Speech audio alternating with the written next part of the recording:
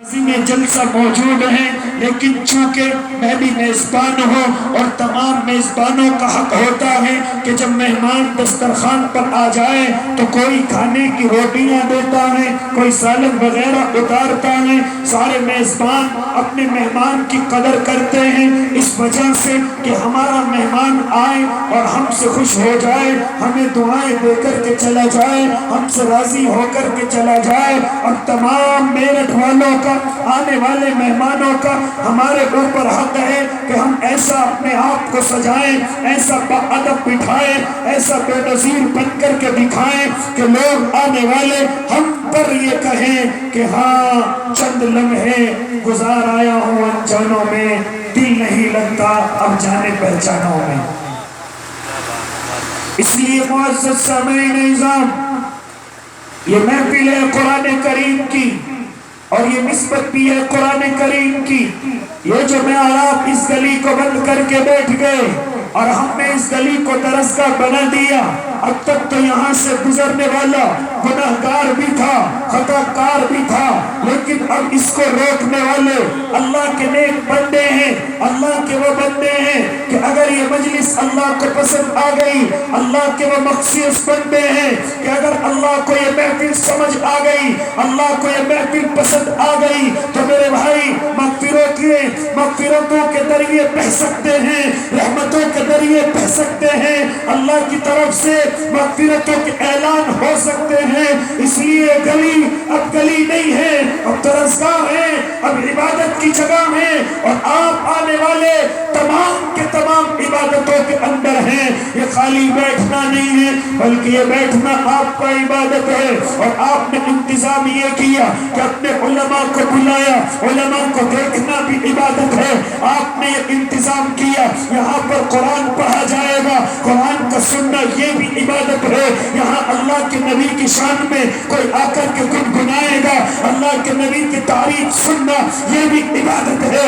آج تم ایک عبادت میں نہیں ہو، بلکہ مجلس میں بیٹھ کر ایک عبادت ادا کی، آپ نے ٹوپی اوڑھ کر ایک عبادت کے ادب کو ملحوظ رکھا، آپ نے علماء کو سامنے بٹھا کر دوسری عبادت کی، آپ نے قرآن سن کر تیسری عبادت کی، آپ نے نعتیہ کلام سن کر چوتھی عبادت کی، اور پھر آخر میں اللہ سے الدعاء مخ العبادہ، جو دعا عبادت کا مغز ہے اس میں بھی حصہ اپنا لے کر کے جائیں گے۔ امید کرو کہ اللہ اس مجلس کی برکت سے ہم سب کی مغفرت فرما دے۔ معزز سامعین نظام، اس وقت میں میرا اور آپ کا جمع ہونا یہ قرآن کریم کی بدولت ہے، یہ قرآن کریم کی نسبت پر ہے۔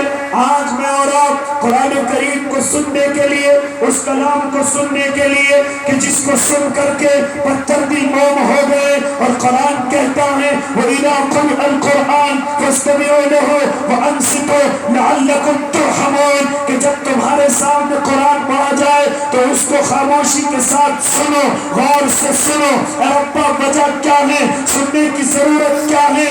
ارے کہتے ہو ضرورت کیا ہے؟ یہ میرا وہ کلام ہے، یہ میرا وہ پاکیزہ اور مقدس کلام ہے کہ جس کو سننے والا، جس کو غور سے غور و فکر کرنے والا میرا رب وعدہ کر رہا ہے لعلکم ترحمون، وہ اللہ کی رحمتوں میں آ جاتا ہے، وہ اللہ کی رحمتوں کے سائے میں آ جاتا ہے۔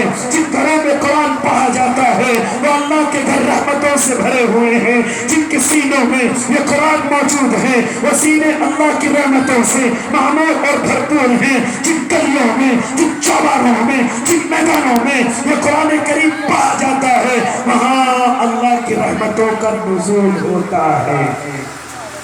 یہاں بھی جہاں میں اور آپ بیٹھے ہوئے ہیں یہاں بھی اللہ کی رحمتوں کا نزول ہو رہا ہے۔ اللہ کے فرشتے آپ کے نیچے اپنے بازو بچھا کر کے کھڑے ہوئے ہیں، آپ اس وقت میں عبادت میں ہیں، اور بالخصوص قرآن کی سماعت، اس سے بڑی عبادت نہیں کوئی۔ ہاں قرآن کا سننا سنانا، قرآن کا پڑھنا پڑھانا یہ سب سے افضل عبادت ہے، یہ سب سے اقرب اللہ کے قریب کرنے والی عبادت ہے، اللہ سے بات کرنے والی عبادت ہے۔ اگر کوئی بندہ یہ چاہے کہ میں اللہ سے گفتگو کروں، میں اللہ سے بات کروں، اسے کہیں جانے کی ضرورت نہیں، اپنے گھر کے آلے سے کلام پاک اٹھا لے، قرآن کو کھول کر کے پڑھنا شروع کر دے، تو اللہ سے بات کر رہا ہے، تو اللہ سے معاملے گفتگو ہے، تو اللہ سے بات کر رہا ہے۔ اگر کوئی بندہ یہ چاہے کہ اللہ کی رحمتیں قریب ہو جائیں، کوئی میری بہن، کوئی عورت، اگر کوئی یہ چاہے کہ میں اللہ کے قریب ہو جاؤں، اللہ کی رحمتوں سے قریب ہو جاؤں، تو قرآن کریم سے افضل اس کے لیے اللہ کے قریب ہونے کا کوئی عمل نہیں ہے۔ وہ مثال دیتا چلو، امام احمد ابن حنبل ہے، یہ اللہ کا وہ دیوانہ ہے کہ جن کی ابتدا دنیا کرتی ہے، جن کی ابتدا میں دنیا اپنی زندگی گزارتی ہے، ان کو کم از کم 99 مرتبہ اللہ رب العزت کی زیارت ہوئی، اور ہر مرتبہ زیارت میں یہ اللہ سے معلوم کرتے تھے، اے اللہ مجھے کوئی ایسا عمل بتلا دیجئے جو میں آپ کے قریب ہو جاؤں۔ میرا رب ارشاد فرماتا گیا، جب بھی خواب میں آتے تھے، جب بھی میرا رب آتا تھا، جب بھی ہر بار یہ سوال کرتے تھے، اے اللہ مجھے کوئی عمل ایسا بتلا دو جو میں آپ کے قریب ہو جاؤں۔ میرا اللہ کہتا تھا، ارے تو قرآن جتنا پڑھے گا اتنا ہی میرے قریب ہوتا چلا جائے گا۔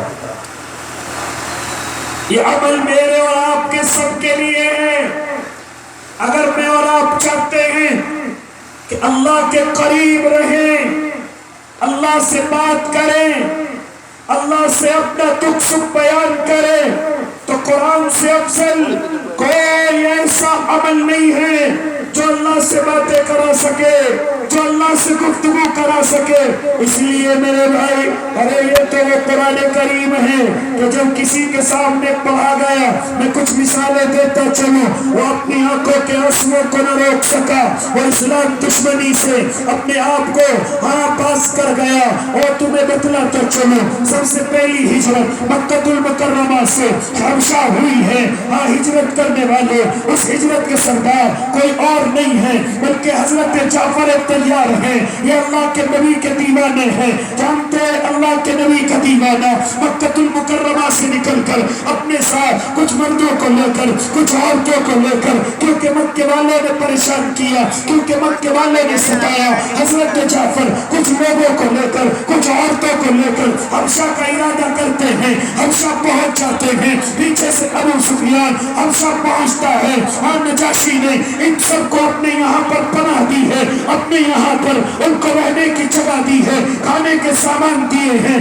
ایسے وقت میں ابو سفیان بھی پیچھے سے پہنچتا ہے اور جا کر کے کہتا ہے، اے نجاشی تیرے دربار میں ہمارے کچھ ایسے غلام بھگورے آ گئے جو اپنے آباء و اجداد کا دین جھٹلاتے ہیں اور اپنا نیا دین پیش کرتے ہیں، وہ بھاگ کر کے تیرے دربار میں آ گئے، لہٰذا ہم چاہتے ہیں کہ ان بھگوروں کو چھوڑ دیا جائے تاکہ ہم ان کو پکڑ کر کے مکہ المکرمہ لے جائیں۔ کیا کہا تھا نجاشی نے؟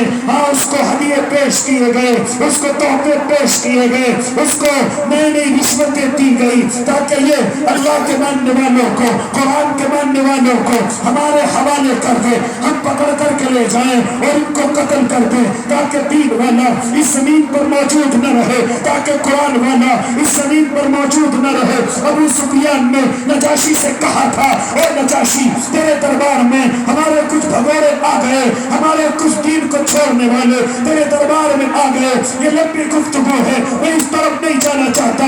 ابو سفیان نے نجاشی کا دل جلانے کے لیے، اس کو اور غصے میں کرنے کے لیے دو باتیں کہی تھی۔ پہلی بات تو یہ کہ مریم کو نہیں مانتے، دوسری بات یہ کہ حضرت عیسیٰ کو نہیں مانتے، یہ دونوں باتیں اس کے سامنے رکھی ہیں۔ نجاشی کو غصہ آ گیا کیونکہ وہ مذہب سے عیسائی ہے، اس نے کہا ان مسلمانوں کو میرے سامنے پیش کیا جائے، ان سے معلوم کیا جائے کہ ان کا مذہب وہ ہے جو عیسیٰ کو نہیں مانتا، کہ ان کا مذہب وہ ہے جو مریم کو قبول نہیں کرتا۔ حضرت جعفر کھڑے ہو گئے اور کھڑے ہو کر کے کوئی جواب نہ دیا بلکہ قرآن کریم کی آیت پڑھنی شروع کی۔ وہ آیت کون سی ہے؟ حافظ بتلاتا ہے، کاف یا عین صاد ذکر رحمتی ربک عبدہ زکریا اذ نادیٰ، یہاں سے پڑھنا شروع کیا۔ لیا، آخر تک پڑھتے چلے گئے۔ عیسیٰ کا تذکرہ ہوا، مریم کا تذکرہ ہوا، جب تذکرہ سنا تو اس نے حضرت جعفر نے اپنی آنکھیں اٹھا کر کے دیکھا نجاشی کی طرف کو۔ نجاشی اپنے آنسو نہ روک سکا، اپنے جذبات کو قابو میں نہ کر سکا، روتا گیا اور کہنے لگا ابو سفیان یہاں سے دفع ہو جاؤ، یہاں سے نکل جاؤ، کیونکہ یہ لوگ عیسیٰ کے دشمن نہیں ہیں، مریم کے دشمن نہیں ہیں، یہ تو وہ اللہ کی وہ مقدس جماعت ہے جس کا انتظار میں برسوں سے کر رہا تھا۔ نعرہ تکبیر، نعرہ تکبیر۔ علماء اکرام، علماء دیوبند، جناب حضرت مولانا مفتی محمد خالد صاحب، یہ کون ہے؟ نجاشی کیا کہتا ہے؟ یہ تو وہ کلام پڑھا گیا جو آخری اور مقدس کلام ہے۔ ان لوگوں کی تو میں انتظار میں ہوں، ان کے تو میں استقبال میں ہوں، ان لوگوں کا تو میں برسوں سے انتظار کر رہا تھا۔ آج مجھے یہ جماعت ملی ہے، ہاں ایمان میں داخل ہوا ہے، اور کوئی ہدیے اور تحفے اللہ کے نبی کی خدمت میں بھیجے ہیں۔ یہ بات میں کیوں کرنے چلا ہوں؟ یہ بات اس لیے کرنے چلا ہوں، آج محفل قرآن سجی ہے، قرآن سنایا جائے گا۔ آج اللہ کے بندے اس قرآن کو سن کر کے اپنے آنسوؤں کو نہیں روک پائیں گے، اللہ کی محبت کے جذبوں کو اپنے قابو میں نہیں کر پائیں گے۔ آج قاری عبدالوارث نے یہ محفل سجائی ہے، آپ کہنے لگو گے تم تو صحابہ کی بات کرتے ہو، تم کہنے لگو گے تم تو انبیاء کے زمانے کی بات کرتے ہو، چلو اس کو ایک طرف رکھ دو، حالانکہ وہ ہمارے لیے دلیلیں ہیں، ہمارے لیے حجت ہیں، لیکن میں ابھی قریب کے زمانے کی آپ سے بات کرنے لگا ہوں، ذرا سننا، آخری بات کرنے لگا ہوں۔ آپ نے سنا ہوگا ایک نام قرآن پڑھنے والوں میں حضرت قاری عبدالباسط کا آتا ہے، جو موبائلوں کی اوریوں میں، موبائلوں کی ویڈیو میں مجھے اور آپ کو پڑھتے ہوئے نظر آتے ہیں۔ ان کے جیسا دلکش قرآن، ان کے جیسا دل سوز قرآن آج تک نہ کوئی پڑھ سکا، ہاں اور شاید آگے بھی نہ نکل پائے۔ حالانکہ یہ میری اپنی ذاتی رائے ہے، علماء جانتے ہیں کہیں میں سب کی رائے آپ کے سامنے پیش کر کے مبالغے کا گناہگار نہ ہو جاؤں۔ میری اپنی رائے یہ ہے اور اکثر علماء کی بھی رائے یہ ہے کہ قاری عبدالباسط کا قرآن کریم پڑھنے کا انداز بالکل نرالا ہے، جو پرکیف بھی تھا، جو دل سوز بھی تھا اور دل کو جیتنے والا بھی تھا۔ اچھے اچھوں کی آنکھوں سے آنسو نکل جایا کرتے تھے جب قاری صاحب قرآن پڑھتے تھے۔ میں اس طرف بحث میں نہیں پڑھتا، لیکن میرا دل کہتا ہے ہاں اچھا قرآن پڑھتے تھے، چونکہ ان کا تعلق قرآن کریم سے تھا، ان کا لگاؤ قرآن کریم سے تھا۔ کسی نے ان سے معلوم کیا حضرت آپ اتنا قرآن پڑھتے ہیں، آپ قرآن سے اتنا تعلق رکھتے ہیں اور دنیا کے گوشے گوشے میں جا کر آپ قرآن کریم پڑھتے ہیں، آپ ذرا ہمیں یہ بتلائیں کہ آپ نے اپنی آنکھوں سے کیا قرآن کریم کا معجزہ اپنی آنکھوں سے دیکھا ہے؟ یہ بات سمجھ آ رہی ہے؟ کیا قرآن کریم کا معجزہ آپ نے کوئی اپنی آنکھوں سے دیکھا ہے؟ اتنے روز سے قرآن پڑھتے ہو، اتنے سوز سے قرآن پڑھتے ہو، کیا کوئی کرامت، کیا کوئی معجزہ آپ نے اپنی آنکھوں سے قرآن کریم کا دیکھا؟ حضرت قاری عبدالباسط کہنے لگے ارے تم ایک معجزے کی بات کرتے ہو، میری آنکھوں نے تو نہ جانے کتنے معجزے قرآن کریم کے دیکھے ہیں۔ کہنے والا کہنے لگا، سوالی سوال کرتا ہے، ارے کوئی ایک معجزہ ہمیں بھی بتلاؤ تاکہ قرآن کے معجزے کو سن کر ہمارے دل بھی اللہ کی طرف بڑھیں، ایمان تازہ ہو، ایمان میں پختگی آئے، کوئی ایسا معجزہ ہمارے سامنے بھی رکھو۔ حضرت قاری عبدالباسط بتلاتے ہیں وہ پچھلے زمانے میں جاتے ہیں، وہ زمانہ وہ ہے کہ جب مصر کے اندر، ہاں مصر کے اندر ناصر، جمال عبد ناصر کی حکومت ہوا کرتی تھی۔ کس کی؟ جمال عبد ناصر کی حکومت ہے، اور ادھر رشیا میں سوویت یونین ایک نیا مذہب بن کر کے آیا ہے، جو رشیا کے لوگوں نے تیار کیا، ان کی ایک لال کتاب ہے جس کی وہ دعوت لوگوں کو دیتے ہیں۔ ہاں انہوں نے ایک نیا مذہب تیار کیا اسلام کے مقابلے میں، ایمان کے مقابلے میں۔ ہاں ناصر جمال عبد ناصر، ہاں حضرت قاری عبد الباسط کہتے ہیں کہ ایک مرتبہ جمال عبد ناصر نے مجھے اپنے دربار میں بلایا، مجھے اپنے گھر میں بلایا اور بلا کر کے کہتا ہے اور قاری عبد الباسط تمہیں میرے ساتھ رشیا چلنا ہے، وہاں نئے دین والے لوگ موجود ہیں اور اسلام کے دشمن موجود ہیں، وہاں اب کی بار جب میں جاؤں تو میرے ساتھ تمہیں چلنا پڑے گا۔ قاری عبد الباسط کہنے لگے ارے چلنے کی وجہ تو بتلاؤ، وہاں چلنے کی وجہ کیا ہے؟ اگر مجھے کہا جاتا کہ سعودی چلو تو میں خوش ہو کر کے چلتا کیونکہ وہاں مسلم موجود ہیں، مجھے کہا جاتا انڈیا چلو تو میں خوش ہو جاتا کہ وہاں مسلم موجود ہے، مجھے کہا جاتا انڈونیشیا چلو تو میں خوش ہو جاتا وہاں مسلم موجود ہیں، لیکن مجھے رشیا کا حکم دیا جا رہا ہے، میری بات سمجھ نہیں آئی، وہاں تو مومن نہیں ہے، وہاں تو مسلم نہیں ہے، وہاں تو اسلام کے دشمن ہیں، وہاں تو قرآن کے دشمن ہیں، وہاں جا کر کے میں کروں گا کیا؟ لیکن ہاں جمال عبد ناصر کہتا ہے وجہ یہ ہے کہ میں ہر سال وہاں مہمان بن کر کے جاتا ہوں، وہاں کی کانفرنس میں وہاں حصہ لیتا ہوں، لیکن کانفرنس کے بعد ایک میٹنگ ہال میں تبادلہ خیال کے لیے سب آ کر کے بیٹھتے ہیں اور سب اپنے اپنے مذہب کی بات کرتے ہیں۔ وہ لوگ مجھ سے بھی کہتے ہیں اے جمال عبد ناصر تو قرآن کو چھوڑ دے، تو اسلام کو چھوڑ دے، تم نبی کے طریقے کو چھوڑ دے اور تو اس نئے دین کو قبول کر لے، اس لال کتاب کو قبول کر لے۔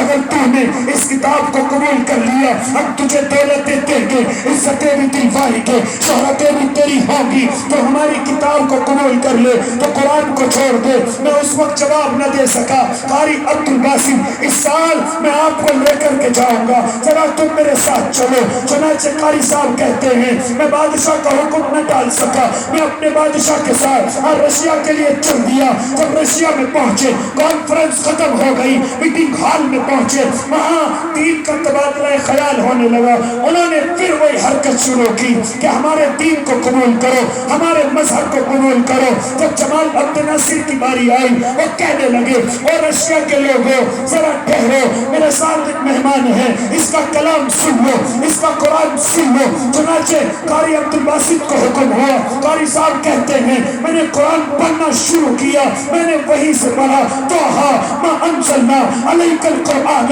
لتشقی، میں نے یہاں سے پڑھنا شروع کیا۔ ہاں یہاں سے پڑھنا جیسے شروع کیا رکوع مکمل ہوا، میں نے جیسے ہی اپنی نظریں اٹھا کر کے دیکھی تو جتنے رشیا کے پادری، عمراء، رؤساء، بڑے بڑے مالدار وہاں پر بیٹھے ہوئے ہیں، میں نے جیسے ہی نظریں اٹھائی میں نے دیکھا ان سب کی آنکھوں میں آنسو ہیں، وہ اپنے آنسوؤں کو نہ روک سکے۔ قاری صاحب کہنے لگے، جمال عبد ناصر بھی کہنے لگا اور بڑے بڑے پادریوں تمہاری آنکھوں میں آنسو کیوں ہیں؟ وہ کہنے لگا ہاں، وہ سب کہنے لگے ہمیں معلوم نہیں اس نے کیا پڑھا ہے، لیکن جب سے اس نے کلام شروع کیا ہے ہم اپنے آنسوؤں کو نہ روک سکے۔ نعرہ تکبیر، اللہ اکبر، نعرہ تکبیر، اللہ اکبر، مدارس اسلامیہ، زندہ باد، علماء دیوبند، زندہ باد، مدرسہ دارالعلوم رشیدیہ۔ زندہ باد۔ جب سے اس نے کلام شروع کیا ہم اپنے آنسوؤں کو نہ روک سکے۔ جمال فخر سے کھڑے ہو گئے، میں اس قرآن کا ماننے والا ہوں، جس کو سن کر کے تم اپنے آنسوؤں کا نہ روک سکے تو اس کے عمل کا کیا کہنا، اس کو تلاوت کرنے کا کیا کہنا کہ جس کو سن کر کے تم اپنے جذبات کو قابو میں نہ کر سکے۔ لیکن آج یہی محفل آپ کے دربار میں سجائی گئی، آپ کو قرآن سنایا جائے گا اور سنانے والے بڑے بڑے قرآ آئے ہوئے ہیں، اور اسی طریقے سے جس پر یہ قرآن اترا اللہ کے نبی کی شان اقدس کے بڑے بڑے شاعر اسلام یہاں پر آئے ہوئے ہیں جو قرآن سنائیں گے، اپنے قرآن کو سنائیں گے، اللہ سے تعلق ہو اور نعت بھی سنائیں گے تاکہ نبی کی محبت ہو۔ ان دونوں چیزوں کا انتظام کیا گیا۔ اگر کوئی بات پھر بھی سمجھ نہیں آتی تو پھر مقرر کا انتظام کیا جو اپنی تقریر کر کے اس مجمع کا، اس محفل کا مقصد تم سب کو سمجھائے گا، لیکن کرنے والا قاری عبد الوارث ہے جو کئی سالوں سے آپ کی گلی میں مدرسہ چلا رہا ہے، قرآن کی محنت کر رہا ہے، قرآن کے حافظ پیدا کر رہا ہے، لیکن افسوس ہوتا ہے کہ اتنے سال چلانے کے باوجود ان کا مدرسہ کرائے پر ہے۔ ارے میں اور آپ کرائے پر رہنا پسند نہیں کرتے تو پھر کیسے میں نے اور آپ نے سمجھ لیا کہ قرآن کے پڑھنے پڑھانے والے کرائے کی زمین پر موجود رہے، قرآن کے سکھانے والے جو اللہ سے قریب کرتے ہیں، جو نبی سے قریب کرتے ہیں، وہ کیسے کرائے پر رہیں؟ اس لیے میرے بھائی آج مجھے اور آپ کو قرآن کی تلاوت کے ساتھ ساتھ نعت گوئی کے ساتھ ساتھ مجھے اور آپ کو آج یہ بھی فکر کرنی ہے کہ کرایہ ختم ہو کر یہ اپنی زمین پر مدرسہ کیسے قائم ہو جائے۔ یہ اپنی زمین پر چاہتے نا بھائی سب کے سب کہ زمین پر اپنی پر آ جائے، کرایہ ختم ہو جائے۔ اللہ تو نے جس طرح اور مدرسوں کو زمینیں عطا کی ہیں، اس غریب بچے کو جو پردیس سے آ کر کے ہمارے درمیان میں ہماری محبت میں آ کر کے پڑھ گیا، تو ہم بھی اپنی محبتوں کا ہاں ان کو ثبوت دیں کہ قاری صاحب آپ فکر نہ کریں، کچھ ہی لمحوں میں، کچھ ہی زمانے میں آپ کی اپنی زمین ہوگی، آپ کا اپنا مدرسہ ہوگا۔ میرٹھ کے زمین والے، میرٹھ کے باشندے مدرسوں کے لیے، مسجدوں کے لیے اپنا خون پسینہ بہانا جانتے ہیں۔ کتنے سینکڑوں مدرسے آج میرٹھ چلا رہا ہے۔ بہت سے مومن دیکھے جو مدرسے کے لیے باہر نہیں جاتے، میرٹھ سے اپنا مدرسہ چلا رہے ہیں۔ قربان جاؤں آپ پر، آپ کی محبتوں پر۔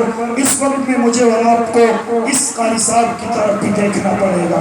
دیکھیں گے نا بھائی انشاءاللہ ان کے مدرسے کو مضبوط کریں گے نا بھائی انشاءاللہ۔ تو آؤ کون کون کھڑا ہوا ہے اس مدرسے کے لیے یا بیٹھا ہوا ہے اس مدرسے کو تعاون دینے کے لیے؟ آؤ جلدی سے کھڑے ہو کر، جو بھی کچھ لے کر کے بیٹھے ہوئے ہو، قرآن کی محبت میں اللہ تیرے قرآن کی حفاظت ہو، اللہ تیرے قرآن کے پڑھنے پڑھانے والوں اور بھی زیادہ پیدا ہو، اللہ عالم پیدا ہو، حافظ پیدا ہو۔ اس لیے ہم اپنا خون پسینہ، اپنے خون پسینے سے کمائی کا حصہ نکال کر اس مدرسے کو ضرور دیں گے انشاءاللہ۔